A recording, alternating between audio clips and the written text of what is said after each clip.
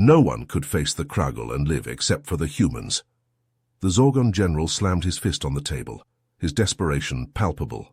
Captain Marcus Zander of Earth's defense fleet listened, unfazed. He had seen worse than the Kragel.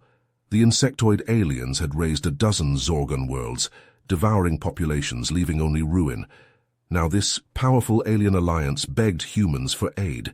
They knew mankind's reputation as peerless warriors was their sole hope.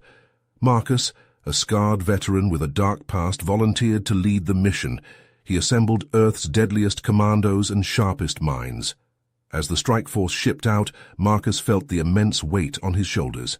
He knew that if he failed this mission, the Kragel would feast on 100 more alien civilizations. Then they would find Earth, and humanity would burn. The human strike force emerged from hyperspace, their sleek warships gliding into the Zorgon Kragel battlefront. Captain Marcus Zander stood on the bridge of his flagship, the ISS Retribution, his face a mask of grim determination as he surveyed the scene before him. Zorgon ships drifted in the void, their hulls torn open and leaking atmosphere. Kragel vessels swarmed like locusts, their jagged silhouettes a testament to their saving nature. Marcus clenched his fists, his knuckles turning white. He had seen destruction before, but nothing like this. The Kragel left only death in their wake. "Sir, the Zorgon command ship is hailing us," the communications officer reported, her voice tight with tension. Marcus nodded. "Put them through." The view screen flickered to life, revealing the haggard face of the Zorgon general. His once proud uniform was tattered, and his eyes held a haunted look. "Captain Zander, thank the gods you've arrived," the general said, his voice trembling. "The Kragel have pushed us to our limits. We've tried everything, but their numbers are too great. They fight with a ferocity we've never seen before." Marcus leaned forward, his gaze intense. "We're here to help, General, but we need to understand our enemy if we're going to beat them. I have a plan, but it's going to take some unconventional thinking."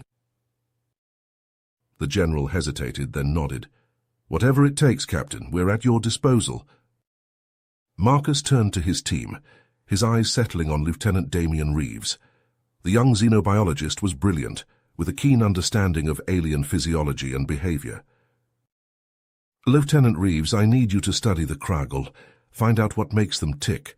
We need to know their weaknesses if we're going to exploit them." Damian saluted, his face set with determination. "Yes, sir, I'll get right on it." As the team prepared for their mission, Marcus couldn't shake the feeling that they were in over their heads. The Kragel were unlike any enemy they had faced before. Their savagery was unmatched, and their numbers seemed endless. But he had to try. The fate of countless innocent lives hung in the balance. Hours turned into days, as Damian worked tirelessly to unravel the secrets of the Kragel. He dissected captured specimens, analyzed their biology and behavior, and pored over every scrap of data he could find. And then, finally, he had a breakthrough. "Captain, I think I've got something," Damian said, his voice tinged with excitement. "The Kragel, they're not individuals. They're part of a hive mind, controlled by a single queen. She directs their every move, their every thought. If we can take her out, it might throw their entire army into disarray." Marcus felt a surge of hope. It was a long shot, but it was the best chance they had. He gathered his team, laying out his plan in detail. They would infiltrate the Kragel hive, locate the queen, and eliminate her. It was a suicide mission, but they all knew the stakes. As they prepared to embark, tensions began to rise within the team. Some questioned the morality of their actions, wondering if they had the right to interfere in an alien conflict. Others feared the potential consequences of their mission, worrying that they might inadvertently make things worse. Marcus listened to their concerns, his face a mask of calm determination. He knew that they were treading on dangerous ground, but he also knew that they had no choice. The Kragel would not stop until every last living being in the galaxy was dead or enslaved, and he would be damned if he let that happen. "I know you're all afraid," Marcus said, his voice steady. "I am too. But we have a responsibility to protect the innocent, to stand up against evil wherever we find it. The The Zorgons, the other races out there, they're counting on us. We can't let them down. He looked around at his team, seeing the determination in their eyes. They were the best of the best, hand-picked for this mission because of their skills and their courage, and he knew that they would not fail. "Let's go hunting," Marcus said, his voice a low growl. And with that they set out into the unknown, ready to face whatever horrors the Kragul had in store for them. The strike team moved silently through the twisting organic tunnels of the Kragul hive, their weapons at the ready. The air was thick with the stench of decay and the skittering of countless insectoid legs. Marcus led the way, his eyes scanning the shadows for any sign of movement. They encountered the first wave of drones in a large chamber, the creatures swarming towards them like a living tide. The team opened fire, their plasma rifles cutting through the Kragul ranks with brutal efficiency. Marcus fought like a man possessed, his every shot finding its mark, his every movement a dance of death. But for every drone they killed, 2 more seemed to take its place.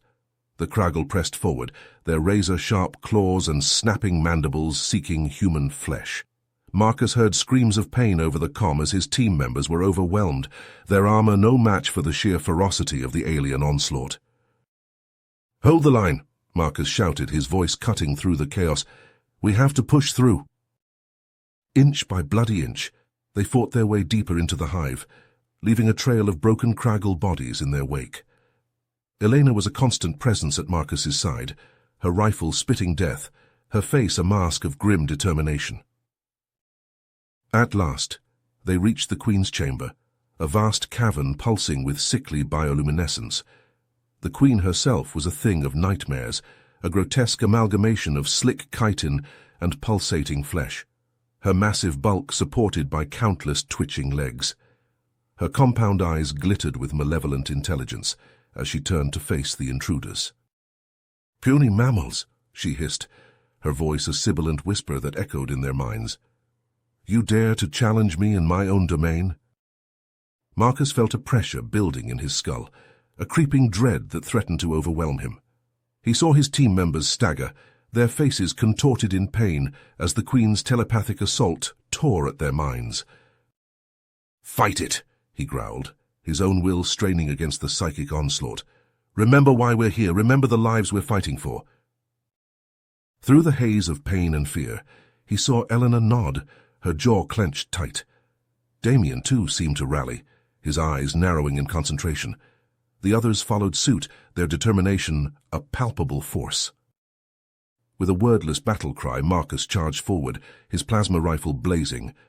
The Queen screeched in rage, her massive claws lashing out to swat him aside. He dodged and rolled, coming up firing, his shots searing through her armored hide. The others joined the fray, their weapons adding to the cacophony of violence. The Queen fought back with savage fury, her every blow shaking the very foundations of the hive. But the humans were relentless, their courage and skill a match for her brute strength. In the end, it was Eleanor who dealt the final blow, her rifle's power cell overloading in a searing burst of energy that tore through the Queen's skull. The massive creature convulsed, her telepathic scream of agony nearly driving them to their knees.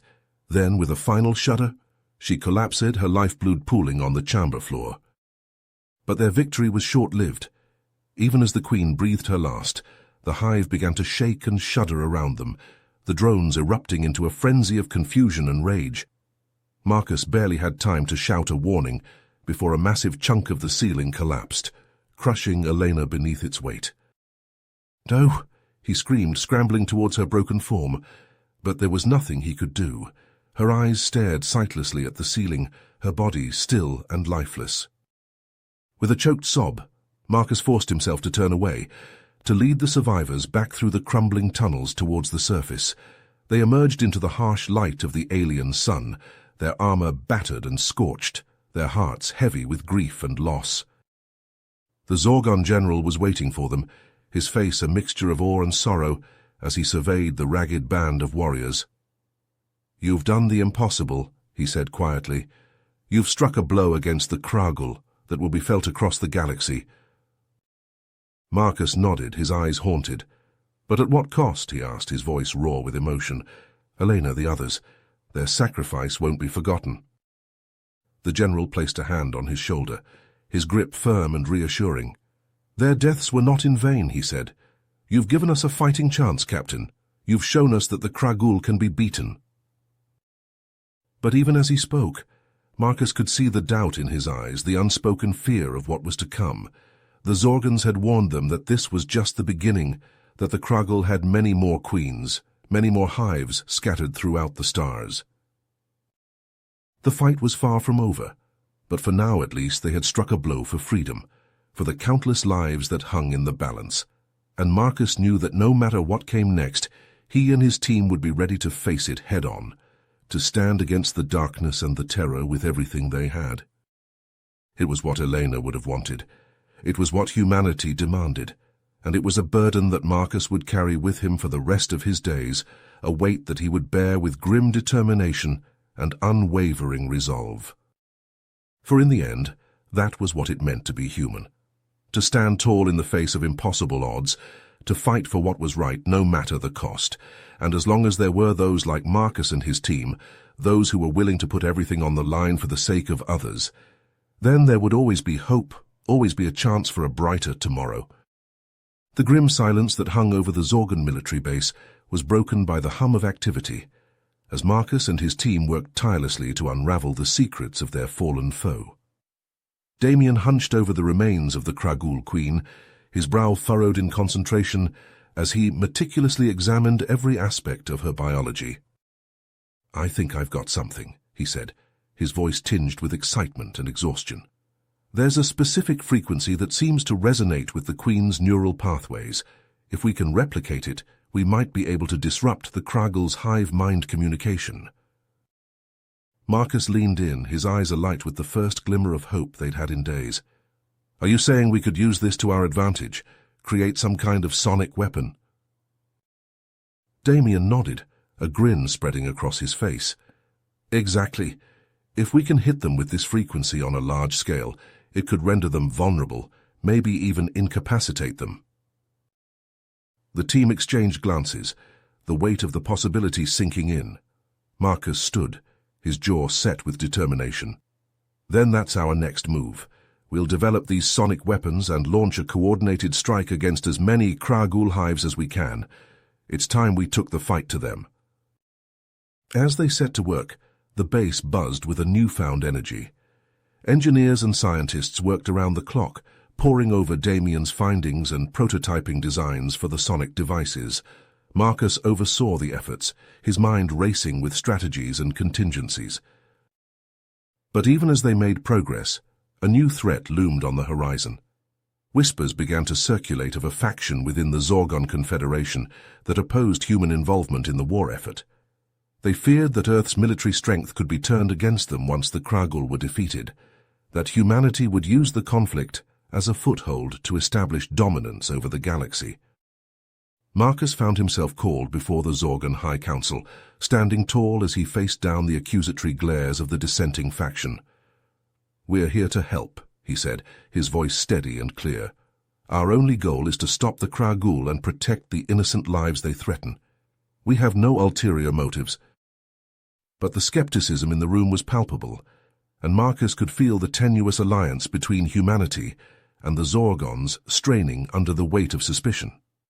He knew he would have to tread carefully to navigate the delicate political landscape while still pushing forward with their plan. As he returned to his team, the tension was evident on their faces. "They don't trust us," Damien said, his voice low and worried. "They think we're just here to clean up their mess and then take over." Marcus sighed, running a hand over his face. "I know, but we can't let that stop us. We have to keep focused on our mission, on doing what's right."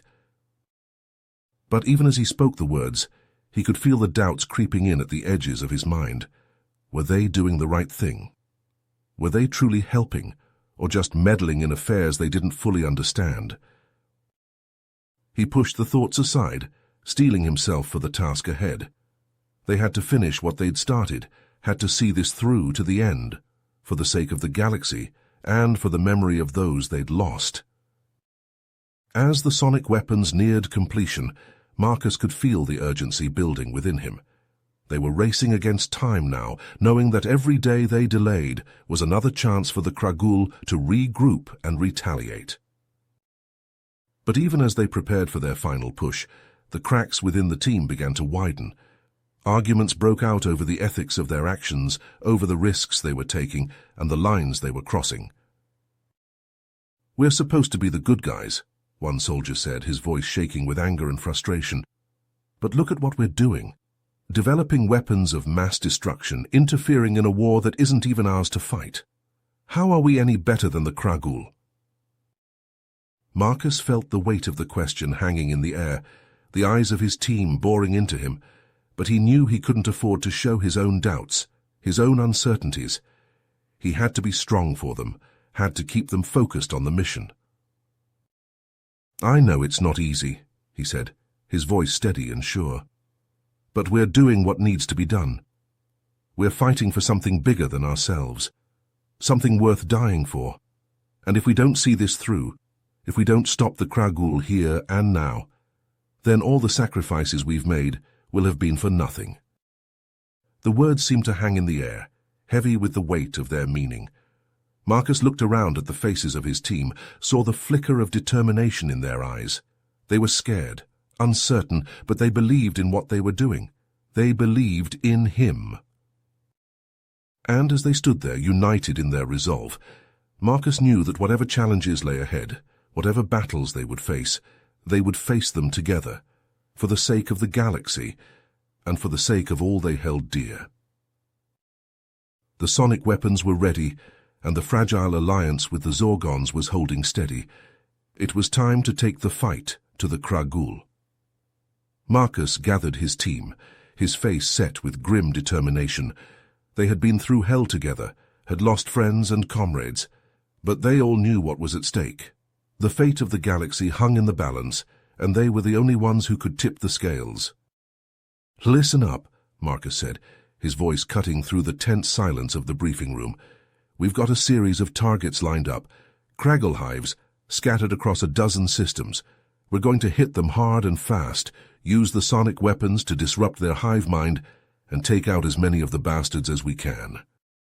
There were nods of agreement from around the room, a sense of purpose and determination in every face. They had trained for this, had honed their skills and their resolve, and they were ready to do what needed to be done. The first few raids went like clockwork, the sonic weapons proving devastatingly effective against the Kragul. Marcus watched in grim satisfaction as the predatory hordes writhed and convulsed, their hive mind shattered by the piercing frequencies.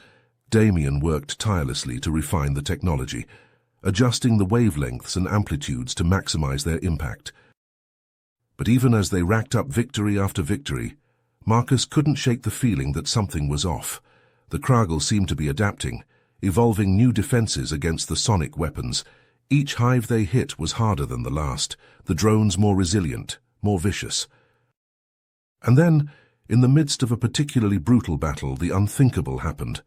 The sonic weapons failed, the frequencies suddenly ineffective against the Kragul's adapted biology.